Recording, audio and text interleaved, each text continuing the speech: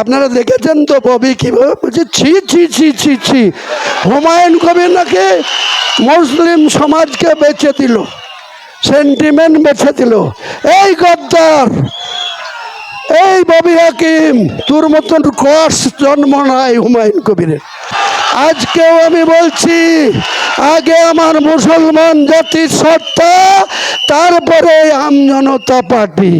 নিশ্চিত থাকুন, আপনাকে আমাদের বিরুদ্ধে যতই ভুল বোঝাবার চেষ্টা করেন, আমি বলছি আমি কোনো হারাম খাই না, খাই না, খাই না।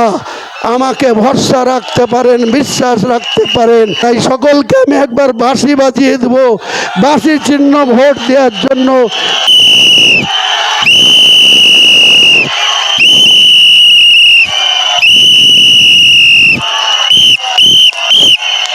একটাও জুড়ে ফুলে ভোট দেবেন না।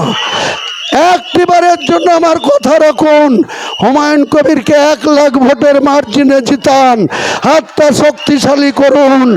মুসলমান মেরুদণ্ড সোজা করে মুর্শিদাবাদে বাস করবে, কারো চটি চাটবে না, আল্লাহর গোলামি করবে।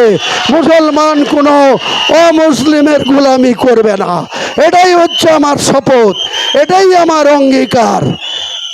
3 দিন আগে কলকাতায় বসে বসে ওই কুণাল ঘোষ না চাল ঘোষ, ওই কুণাল ঘোষ আর ওই ক্রস মুসলমান ববি হাকিম, বাপ মুসলমান মা হিন্দু, ওই ক্রস মুসলমান ববি হাকিম আর মমতা ব্যানার্জির প্রিয় পাত্র অরিপ বিশ্বাস, 3 জনা মিলে, আপনারা দেখেছেন তো ববি কিভাবে বলছে ছি ছি ছি ছি ছি, হুমায়ুন কবির নাকি মুসলিম সমাজকে বেঁচে দিল, সেন্টিমেন্ট বেঁচে দিল।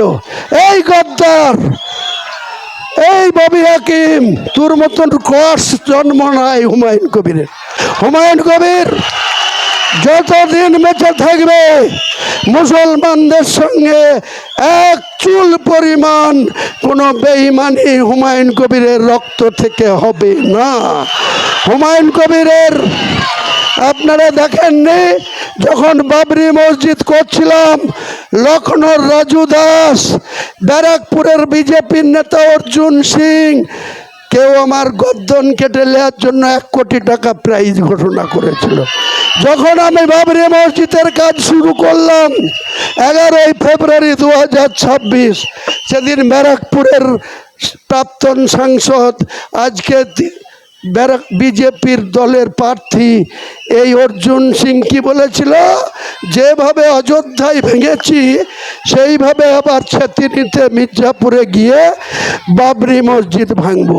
আমি কি বলেছিলাম, তুই বাবরি মসজিদের 1 কিলোমিটার দূরে আয়, তোকে জেসিবি দিয়ে 10 ফুট গর্ত করে জ্যান্ত ফুটব। বলেছিলাম কিনা, বলেছিলাম কিনা? এই কদিন আগে মমতা ব্যানার্জি বলছে বেলডাঙ্গায় কেন মসজিদ হবে, ওই অযোধ্যায় যেয়ে মসজিদ করোগা। এই মমতা ব্যানার্জি, তো ওখানে গিয়ে মুখ্যমন্ত্রী হোগা। তোমাকে বাংলার মুখ্যমন্ত্রী বাংলার মুসলমানরা চায় না, বাংলার মুসলমানরা তোমাকে ভোট দেবে না, বাংলায় আর তোমাকে মুখ্যমন্ত্রী হতে হবে না। তুমি ওই তামিলনাড়ু চলে যাও, পন্ডিচেরিতে যাও, নাহলে আসামে যাও, নাহলে কেরলে যাও। বাংলার মানুষ যদি বাংলায় মসজিদ না করতে পারে, তুমি কোন ক্ষমতা বলে ওই পুরী থেকে জগন্নাথ মন্দির দীঘাতে করেছ? মুসলমানদের জায়গা অ্যাকোয়ার করে ওই নিউ টাউন রাজারহাটে দুর্গায়ন মন্দিরের ভিত্তি স্থাপন করেছ। কি করে তুমি 65 বিঘি জায়গা, যেখানে শিলিগুড়িতে স্টেডিয়াম হওয়ার কথা, হিন্দু মুসলমান সব জাতের লোকরা খেলাধুলো করার কথা, সেখানে তুমি মহাকাল মন্দিরের শিলান্যাস করেছ। আর মুসলমান কোনো ন্যায় কাজ করলেই তাকে বলবো অযোধ্যা যেতে হবে। মুসলমানদের ওয়াকফ সম্পত্তি তোমরা লুট করছো। আন্দোলন করতে গেলে তুমি বলছো দিল্লিতে গিয়ে আন্দোলন করতে হবে। ভোটটা দিল্লিতে গিয়ে নাও, মির্জাপুরের লোক তোমাকে ভোট দেবে না, মুর্শিদাবাদের লোক তোমাকে ভোট দেবে না, তোমার জোড়া ফুলে ভোট দিতে দেব না। মুসলমান প্রার্থীদের, ইমানদার মুসলমানদের মুর্শিদাবাদের মানুষ ভোট দিবে, গোটা বাংলার মানুষ ভোট দিবে। আগামী দিনে মুসলমানদের রক্তের কি জোর, মুসলমান ইমানদারদের কি শক্তি, সেটাই তৃণমূল কংগ্রেসকে হারিয়ে তার প্রমাণ দিতে হবে। কোথাও যেন জোড়া ফুলে ভোট না পায়, কোথাও না। তিনবার ক্ষমতায় বসে ওই রেড রোডে 1 মাস রোজা রেখে মুসলমান ভাইরা ঈদের নামাজ পড়তে যায়, আরে 1 মাস হারাম খেয়ে ওখানে গিয়ে লা ইলাহা ইল্লাল্লাহ মুহাম্মদ রাসূলুল্লাহ। এই মমতা ব্যানার্জি, আল্লাহ তোমার ওই লা ইলাহা বলা কবুল করবে? কোনোদিন করবে না। যারা 1 মাস ধরে রোজা রাখে, যারা খুশির ঈদ নামাজ পড়তে যায়, তাদের দোয়া আল্লাহ কবুল করবে, তোমার দোয়া কোনোদিন কবুল হবে না। তুমি শুধু ভোট নেওয়ার জন্য, মুসলমানদেরকে দেখানোর জন্য ঈদের ময়দানে যে বলছো লা ইলাহা ইল্লাল্লাহ মুহাম্মদ রাসূলুল্লাহ।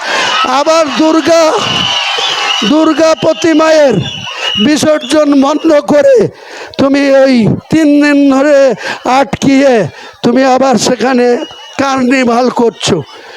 মা দুর্গাকে হিন্দুরা প্রণাম করে, ও আবার এত বড় হিন্দু মা দুর্গার স্যালুট লিখছে ওই কার্নিভালে। লজ্জা করে না? মমতা ব্যানার্জি, তুমি মনে হচ্ছে ইন্দিরা গান্ধীর থেকেও শক্তিশালী হয়ে গেছে। ইন্দিরা গান্ধী ভারত নেত্রী ছিল, ইন্দিরা গান্ধী আমেরিকাকেও ডরাতো না। সেই ইন্দিরা গান্ধীকেও 1984 সালের 31 অক্টোবর সকাল 9:15 পাঞ্জাবের সেনারা সতবন সিং, বিয়ন সিং, কেওয়ার সিংরা গুলি করে তাকে ঝাঁঝরা করেছিল। তোমারও একদিন মৃত্যু হবে। কিসের অহংকার তোমার?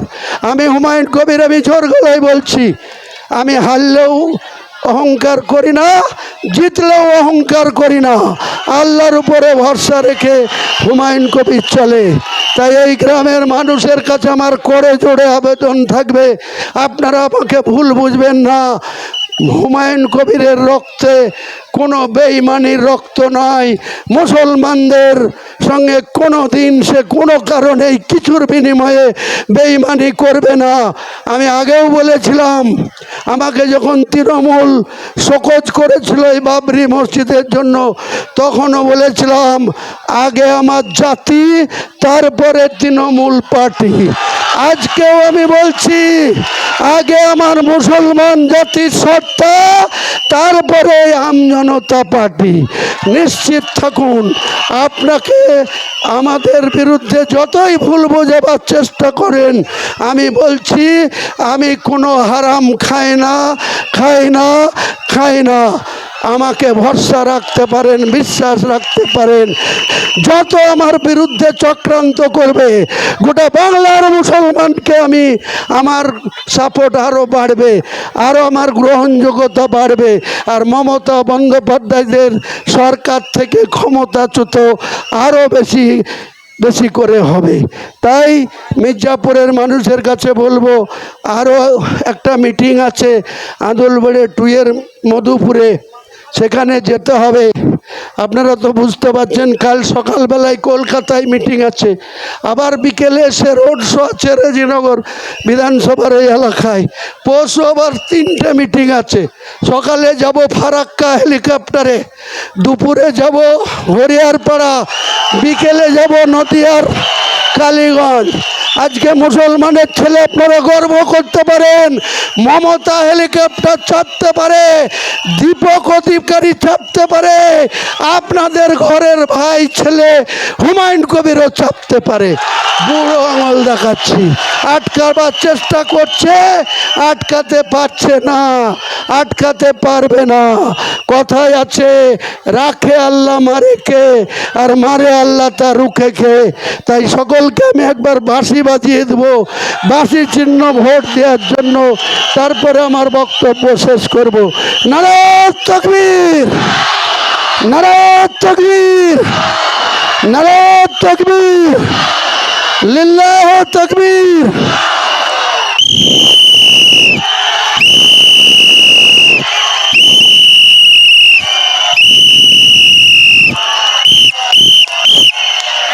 টাইম ছিল। আরো টাইম ছিল, কোনো পূর্ণ টাইম ছিল।